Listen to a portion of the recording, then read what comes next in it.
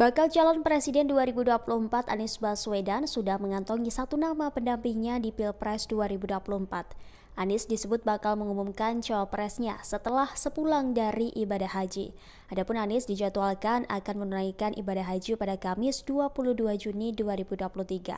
Sementara tim 8 yang dibentuk oleh Koalisi Perubahan untuk Persatuan juga sudah menyepakati nama sosok bacawa pres pendamping Anies di Pilpres 2024. Namun hingga saat ini nama pendamping Anies di Pilpres masih dirahasiakan. Sebelum menunaikan ibadah haji, Anies mengumpulkan dan memimpin rapat dengan tim 8 pada Selasa 20 Juni.